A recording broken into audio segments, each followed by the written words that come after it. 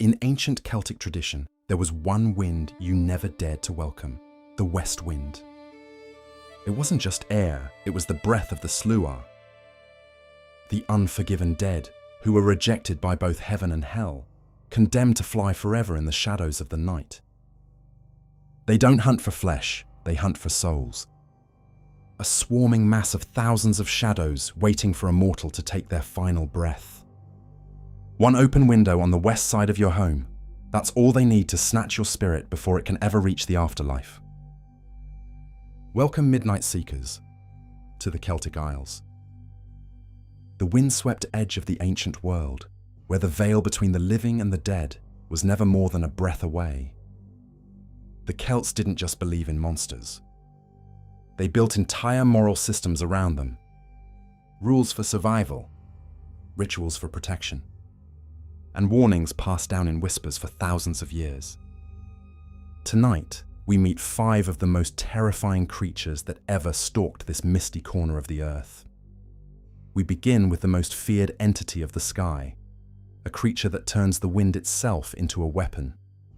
But that's only the beginning.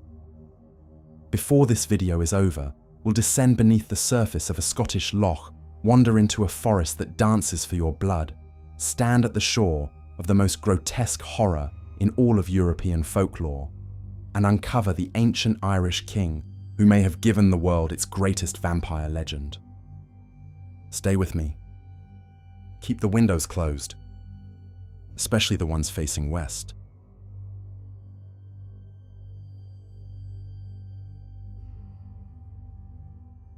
Imagine lying in your bed, too sick to move. The fever has had you for 3 days. Your family is gathered around you. They know what's coming. And then, from somewhere outside, you hear it. A sound like 1,000 wings beating in perfect, terrible unison. Not birds. Not bats. Something older. Something that has been flying since before your grandmother's grandmother was born. Your family rushes to the windows. Not to look out, but to close them. Every single one. Especially the ones on the west side of the house. Because if even one is left open, what's coming will slip inside like smoke and take you somewhere no prayer can reach. This is the Sluagh, and in the old Gaelic world, there was almost nothing more feared. The Sluagh comes from the Scottish Gaelic word for host or crowd. But this is no ordinary gathering. The Sluagh are the spirits of the restless dead, specifically the sinful dead. Those who lived lives so wicked, so irredeemable, that when they died, heaven refused them entry. But here's the twist that makes Celtic theology so fascinating. Hell didn't want them either. These souls were rejected from both sides of the divine equation. Cast out into the cold between worlds, they formed a vast roaming horde.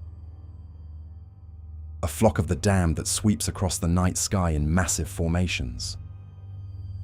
Always moving, never resting, because rest is something they forfeited the moment they drew their last breath.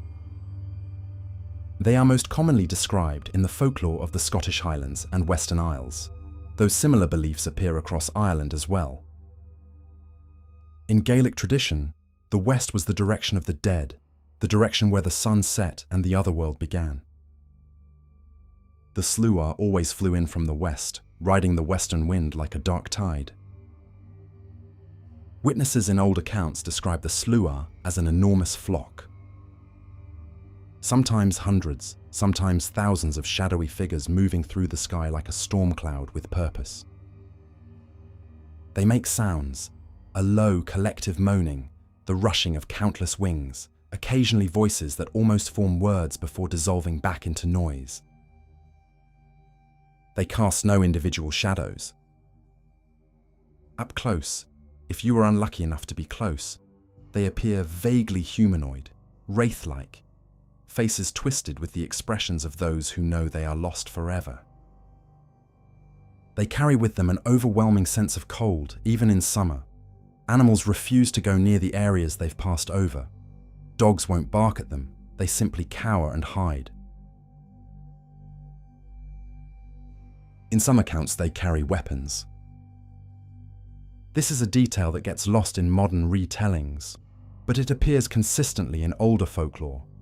The Sluagh sometimes carried arrows or other instruments of harm, and they were known to shoot at livestock and people as they passed overhead. Mysterious deaths of cattle, found with no visible cause, were sometimes attributed to elf shot from the Sluagh. But their most terrifying purpose isn't the random violence. It's the soul stealing. The Sluagh are drawn to the dying. They sense the weakening of the life force. That thin, flickering thread between a person and their continued existence. And they come to claim it before it can move on naturally. They don't want to send souls to the afterlife. They want to absorb them into their own host, enlarging their terrible flock by one more restless, imprisoned spirit. This is why the death rituals of the Scottish Highlands included the specific practice of closing all windows on the western side of the house when someone was near death. You didn't just close them, you sealed them, sometimes nailing them shut if you could. You kept fires burning to light the interior because the Sluagh shrank from light. You kept watch through the night, multiple family members taking turns, because the moment a person died was the most dangerous moment. The soul was briefly unanchored, hovering, and the Sluagh could snatch it in that fraction of a second between life and whatever came next. If they succeeded, if they took your soul, you were gone. Not to heaven, not even to a peaceful oblivion. You became one of them. Another shadow in the endless host, condemned to fly on the western wind forever. There is an account collected in the 19th century from the Outer Hebrides, the islands off the western coast of Scotland, which were, not coincidentally, as far west as you could get in the British Isles without falling into the Atlantic. A young woman named Morag was caring for her elderly father through a long illness. She was a practical woman, not overly superstitious, her neighbours said later. But on the third night of her father's decline, she heard the sound from the southwest, that rushing, moaning tide of wings. Her father's breathing, which had been shallow but steady, suddenly stopped. Then started again, ragged and desperate. Morag ran to every window on the western side of the house and sealed them. With cloth, with her own body weight pressed against the shutters. She kept a candle burning at the head of her father's bed throughout the night. When dawn came, he was still breathing. He lived for another 6 days before he died peacefully at noon. That was the safest time, when the sun was highest and the Sluagh were weakest. Her neighbours credited her vigilance with saving his soul. Morag herself said only, "I heard them. I was not going to let them have him." So what do you do when the Sluagh might come? The old traditions are clear. Close the western windows when anyone is sick or dying. Keep fires or lights burning through the night during illness. If you hear that sound, that rushing collective moan from the direction of the setting sun, don't go outside. Don't open doors. Don't call out to the sound, no matter what voices you think you hear in it. Because one of those voices might sound exactly like someone you loved. And that is not an accident. The Sluagh rules the sky. But the Celts also feared what waited in the water. And what waited in the Scottish lochs was something that wore a beautiful face. Until it was far too late to run. Imagine this, you're walking along the shore of a Scottish loch at dusk. The water is perfectly still. That deep dark still that Scottish lochs are famous for.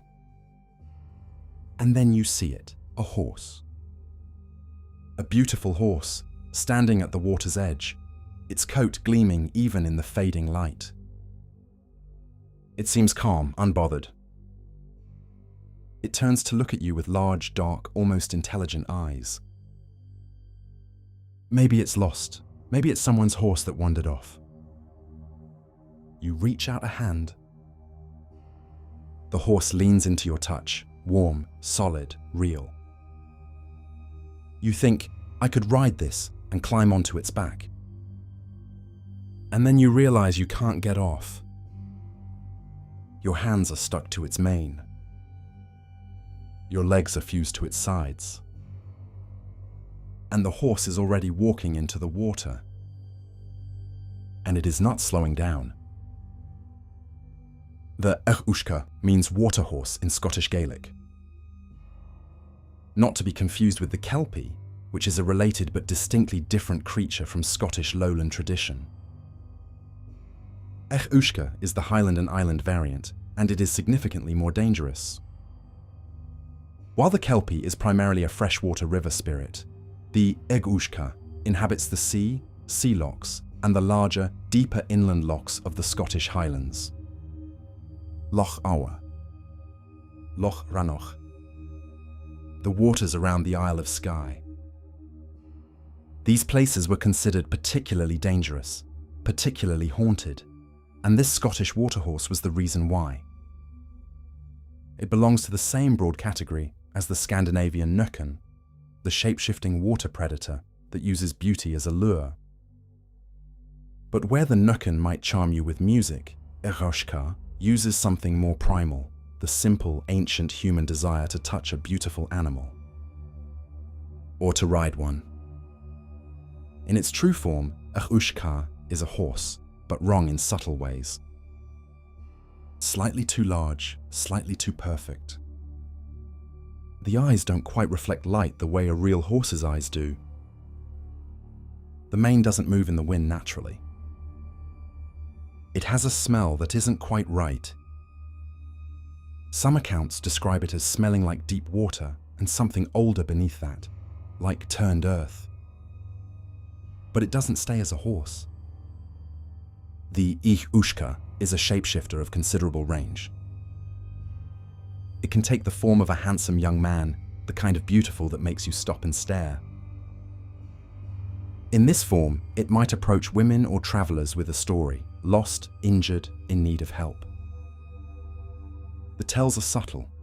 In some accounts, there are traces of waterweed or river grass in its hair.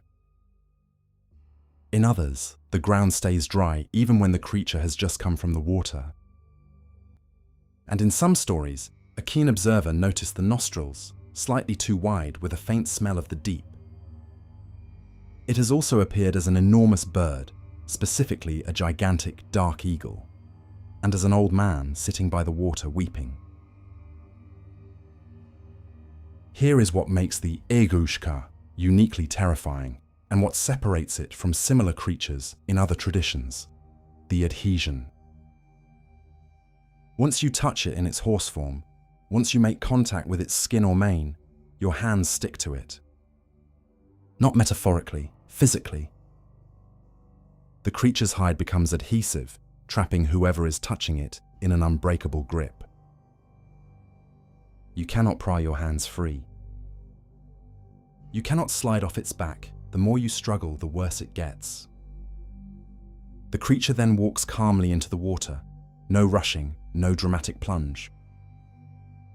Just a slow, inevitable progress toward the deep.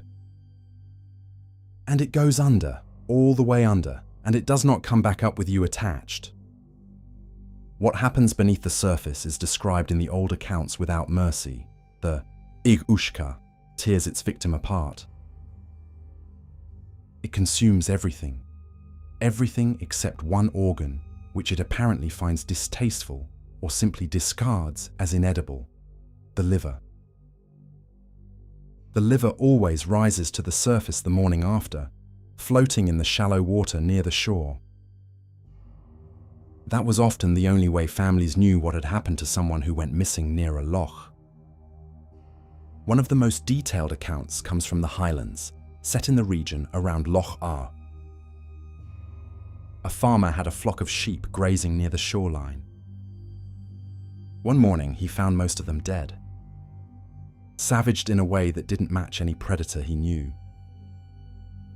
A large track, like a horse's hoof, but deeper and strangely shaped, led to and from the water.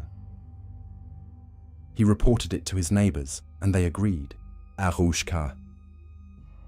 But instead of simply staying away from the water, the farmer made a decision that the folklore carefully notes as both brave and correct.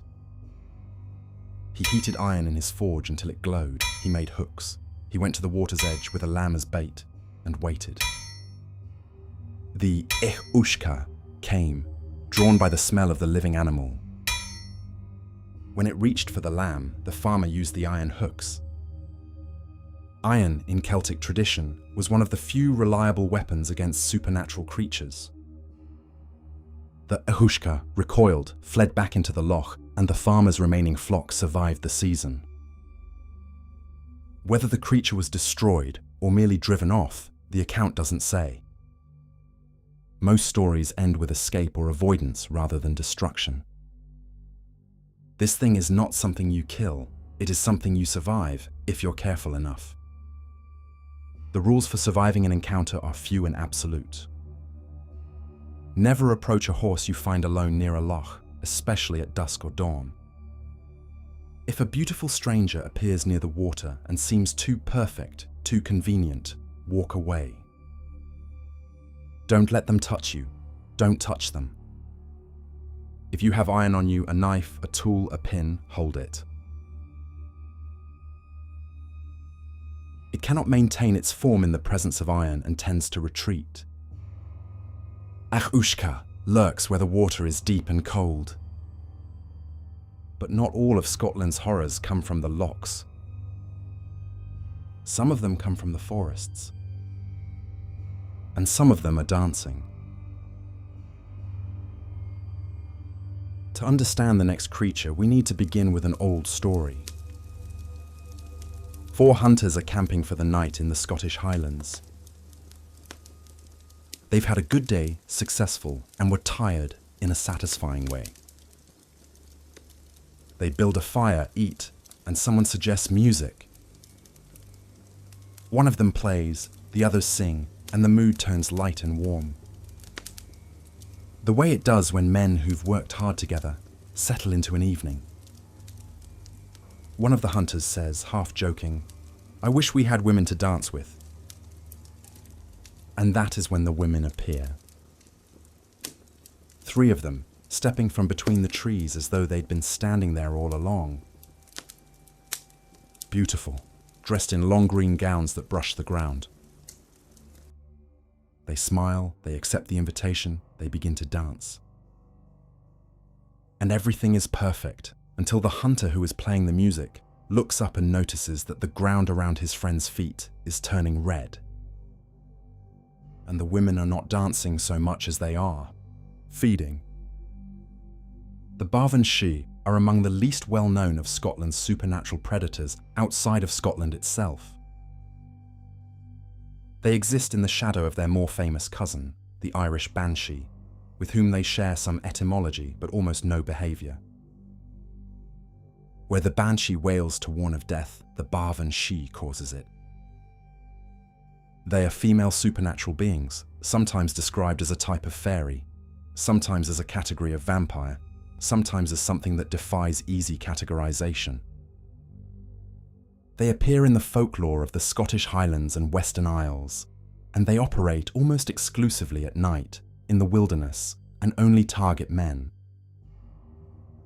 Their name roughly translates to fairy woman, but the word she in Scottish Gaelic carries with it an entire weight of meaning. The she are not the gentle fairies of children's stories. They are dangerous, unpredictable, fundamentally inhuman beings who sometimes chose to interact with mortals and never, in the end, meant well by it. The Baobhan Sith appear as exceptionally beautiful women, pale-skinned and dark-haired, with an uncanny quality of stillness about them when they're not in motion. Their voices are described as unusually musical, and they have a particular ability to project calm and safety. They wear long green dresses. This is consistent across accounts, and it's not an aesthetic choice, it's functional. Because beneath those dresses, where feet should be, the Baobhan Sith have deer hooves. The trailing hem of the gown hides this. The dance, always close and intimate, keeps their partners from looking down. This is their most reliable tell, and also their most reliable trap, the invitation to come close enough to look. They have no fangs. This detail makes them stranger than most vampire analogues. The Baobhan Sith kill with their hands, specifically with their fingernails, which are described as unnaturally long and sharp. They embrace their victims and the nails open the skin, and they feed on the blood that flows. Their hunting pattern is psychological in its sophistication. They do not pursue, they attract. They wait for men to be isolated, camping, hunting, traveling, and particularly for men who are in good spirits, relaxed, off their guard. The moment of expressed desire, that half-joking wish for company, seems to function as a kind of invitation in the old stories. A weakening of whatever natural protection humans carry when they're properly vigilant. They appear in the number that's needed, enough to pair with their chosen victims. No one sees what's happening to the others until it's too late. Each man is focused on his own partner, his own dance, his own beautiful and terrible experience. The dancing is deliberate. It keeps the men moving, keeps their blood flowing faster, keeps them warm and engaged and entirely unprepared for the moment when an embrace becomes a killing grip. The music, if any is playing, seems to hold the victims in a kind of trance. There are accounts of men who should have heard their companions' cries and didn't, because the music filled their heads too completely. Back to the 4 hunters of our story. The man playing music couldn't dance, his hands were occupied, and so no Baobhan Sith paired with him. He was the observer. And what he observed, once the horror registered, was 3 of his friends in the grip of 3 women who were no longer quite pretending to be women. Their gowns were dark and wet now, the movements less like dancing and more like something feeding. He ran. The 3 Baobhan Sith turned from their prey and came after him with a speed that should have been impossible. He reached their horses and pressed himself against them, actually hiding behind one of them, arms around its neck. The Baobhan Sith stopped. They circled. They called to him in soft, reasonable voices, asking him to come out, to not be afraid. But they did not come closer. And this is the key survival detail that this particular account preserves. Horses, like all livestock, carried iron in their shoes. And iron was one of the few reliable repellents for the Baobhan Sith. He stayed with the horses until sunrise. They cannot survive daylight. When the sun broke the eastern horizon, they were gone. He went back. His 3 friends were dead, pale, drained in the exact way that made the manner of their death unmistakable. He is the one who told the story. Which is how we know. So far we've learned this. The Sluagh takes you from above. Each-Uisge takes you from below. The Baobhan Sith takes you from the dark between the trees. But there is one creature we haven't met yet that makes all of them look almost gentle by comparison. A creature from the Orkney Islands that may be the single most grotesque horror in the entirety of European folklore. If you're enjoying this journey through the darker corners of Celtic folklore, consider subscribing. There are many more creatures waiting in the shadows. Like the one that comes next, the Nuckelavee. Picture the worst thing you have ever seen. The most visually disturbing thing your imagination has ever produced. the nightmare image that, when you wake from it, takes a moment to shake off. Now I want you to understand that what I'm about to describe to you is worse. The Nuckelavee has been described by researchers of British folklore as possibly the most horrible of all Scottish and Norse mythological beings. It doesn't win that title through abstraction, it wins it through specificity. Through the precise, unflinching, anatomically detailed way that people who claim to have seen it described what they saw.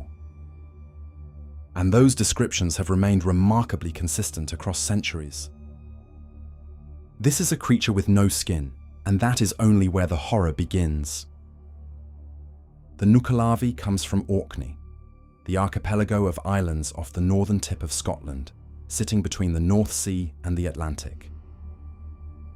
A place of extraordinary bleakness and beauty, battered by some of the most severe weather in the British Isles. The people of Orkney had their own distinct mythology, shaped by both their Celtic roots and their heavy Norse influence from centuries of Scandinavian contact and settlement. The Nuckelavee is a sea demon. It lives in the ocean, emerging onto land to bring destruction, crop failures, outbreaks of disease, drought. The kind of catastrophic misfortune that doesn't have an obvious cause. In the centuries before modern medicine and meteorology, the Nuckelavee was the explanation for when the world simply turned against you for no apparent reason. It was so feared that the people of Orkney were reportedly reluctant to even speak its name aloud, particularly at night. This is a significant detail in folklore studies. Naming taboos are reserved for the creatures that communities genuinely, deeply, viscerally dread. The Nuckelavee appears to emerge from the sea, and it does so on something that resembles a horse. Or rather, a horse-shaped lower body. But this horse has no skin. None at all. What you see instead is the raw, exposed musculature of the animal. Yellow-black muscles running beneath veins through which black blood moves visibly. The creature is enormous. The horse body itself is larger than any real horse, and mounted on its back is something like a torso, but again without skin. The head, described as roughly 10 times the size of a man's head, sits on a neck of oscillating, rubbery length. It has a single eye, enormous and pale, like a cataract taken to its extreme limit, that allegedly rotates in its socket to track whatever the creature is looking at. The upper body has one arm of enormous length and reach that trails on the ground, knuckles dragging. The mouth, when open, is described as wide enough to swallow a man whole. Witnesses describe the smell of the Nuckelavee as unbearable, salt and rot and something sulfuric, an almost physical force. The name itself may derive from Old Norse for devil of the sea. In some accounts, it is accompanied by a pestilential fog that spreads disease in its wake. In others, it has the ability to cause a kind of madness in those who see it. An overwhelming, irrational compulsion to run directly into the water from which it came. The Nuckelavee doesn't hunt in the same way as the creatures we've met before. It doesn't seduce or trap, it simply destroys. It moves across the land like a natural disaster with intent. Trampling crops, scattering livestock, breathing its poisonous breath over communities. In some accounts, entire islands suffered years of failed harvests that were attributed to the Nuckelavee, having come ashore somewhere the previous winter. It does pursue individual humans, and it does so with terrifying speed for something of its size. That enormous horse body covers ground faster than any natural animal. The single arm reaches and grabs, and the grip is not survivable. But here is the creature's one weakness, its one concession to human survival. The Nuckelavee cannot cross running fresh water. It is a creature of salt, of the sea, and something about fresh water is antithetical to its nature. It can be outrun if you can reach a river or a stream. The creature will reach the bank, stop, and howl a sound with no parallel in the natural world. The most complete and often cited account of a Nuckelavee encounter comes from a man named Tamas, collected by the Orkney folklorist Walter Trail Denison in the 19th century. Tamas was walking home late one night along a coastal path. The account describes him as a stout-hearted man, the kind of person who knew the local stories and didn't particularly frighten easily. He saw the Nuckelavee coming out of the sea. Tamas ran. He ran for his life toward the nearest stream, a small burn that crossed the path about half a mile ahead. The Nuckelavee came after him with the sound of something vast and wet and wrong, moving fast over the ground. He could hear it gaining. He reached the burn and leapt across it. The Nuckelavee came to the bank and stopped. It reached over the water with that single enormous arm, and the fingers grazed the back of Tamas's coat as he landed on the far side. He ran the rest of the way home without looking back. He told the story for the rest of his life. Those who heard it directly said that when he got to the description of the creature, he would fall silent for a moment first, as if even the memory required steadying. So now we've covered the sky, the water, the forest, and the shore.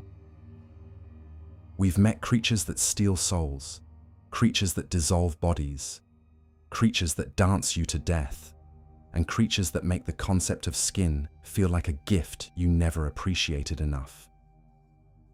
But there is one more. And this one is different from all the others. Because this one was very real. Or at least something was.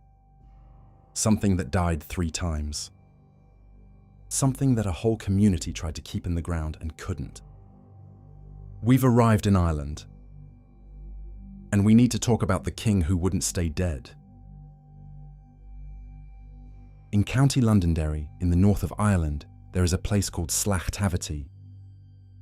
The name comes from Old Irish. Sluagh refers to multitudes of the dead. People have been dying in this particular valley and being buried in it for a very long time. There is a field in Sluagh with a large standing stone. Under that stone, according to tradition, is a grave. And in that grave is something that should have stayed dead, but didn't.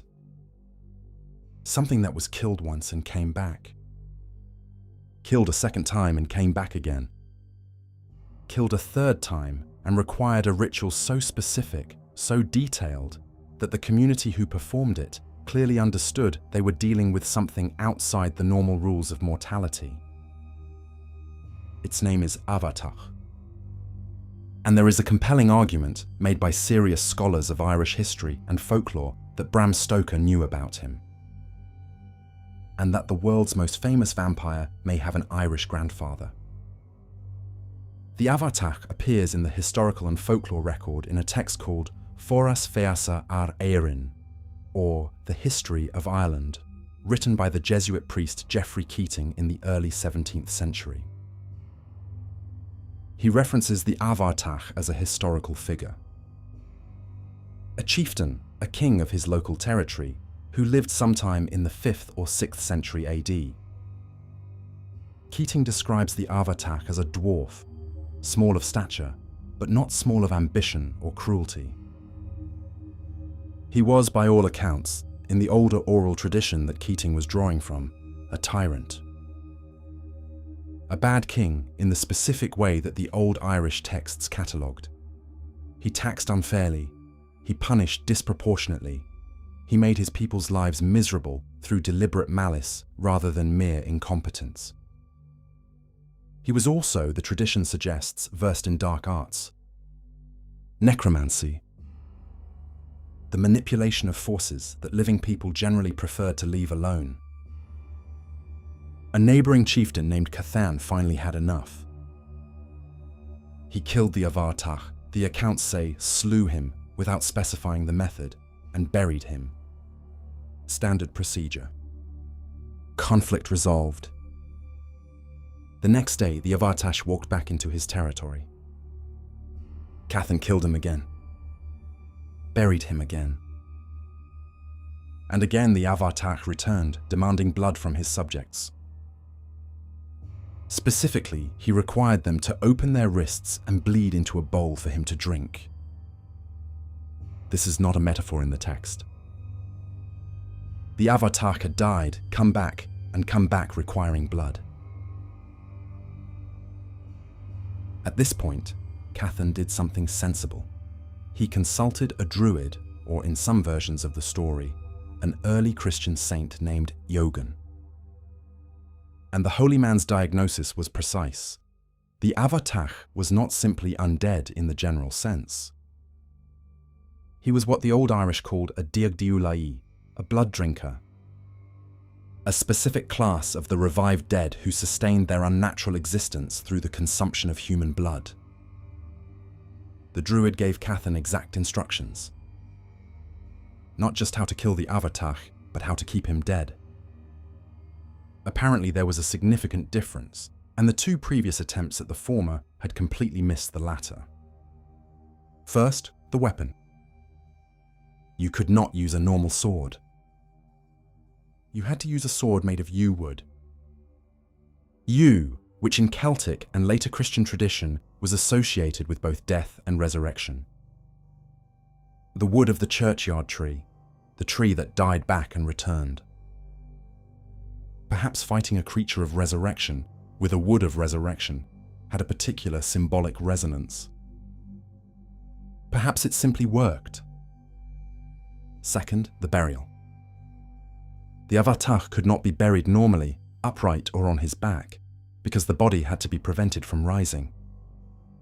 He had to be buried face down, so that if he tried to rise, he would dig himself deeper rather than toward the surface. Third, the containment.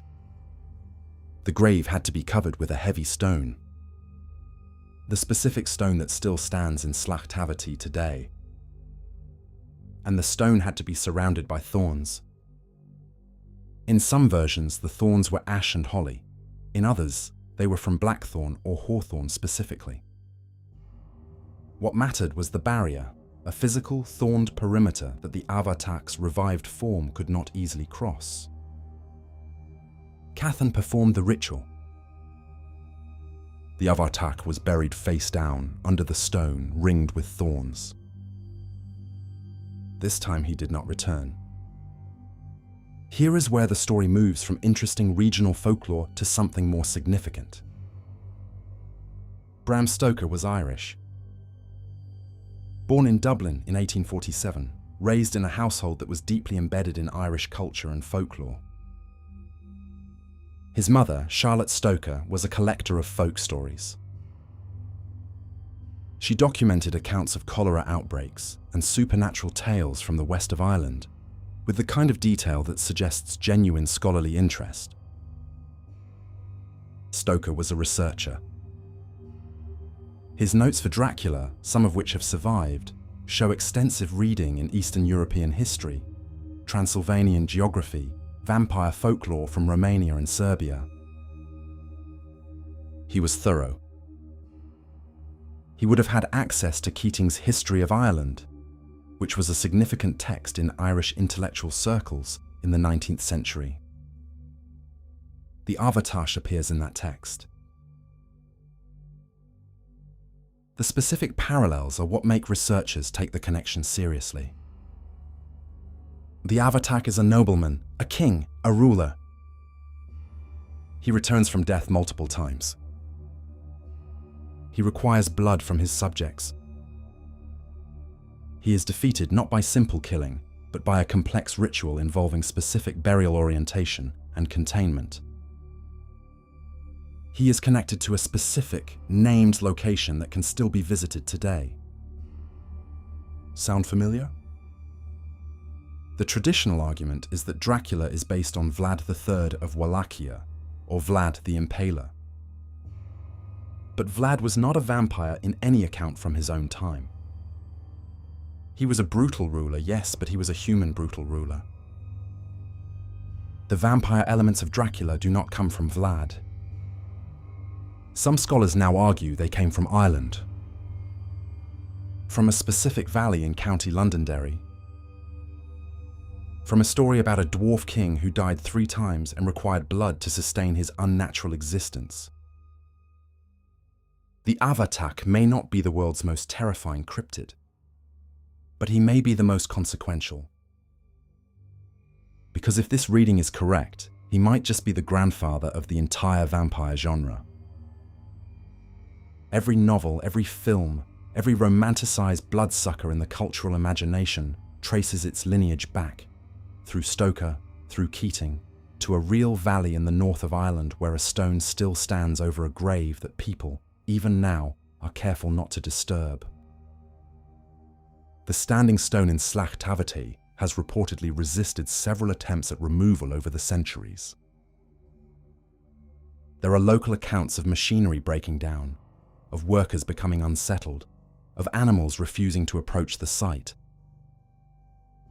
All of it is exactly the kind of story that accumulates around places that communities have collectively decided to leave alone. Perhaps that's wise. If the ritual works, if the specific combination of yew-wood, downward burial, stone and thorns is actually doing something, then disturbing it seems like a genuinely bad idea. The Abhartach is buried face down under a heavy stone in a field in County Londonderry. He has been there for approximately 1500 years. Let's leave him there. The Celts didn't just fear the shadows of the sky or the terrors of the deep. They laid the very foundation for the monsters that haunt our modern cinema. While the world looks to the castles of Transylvania, the true heart of the vampire legend might just be buried upside down in the soil of Ireland, held down by thorns and ancient magic. The Abhartach reminds us that the oldest stories are often the ones that refuse to stay dead. If you enjoy stories like this, please consider subscribing. Our world tour of terror is just getting started. Keep the windows closed, especially the ones facing west. This is Myths After Midnight. Thanks for watching.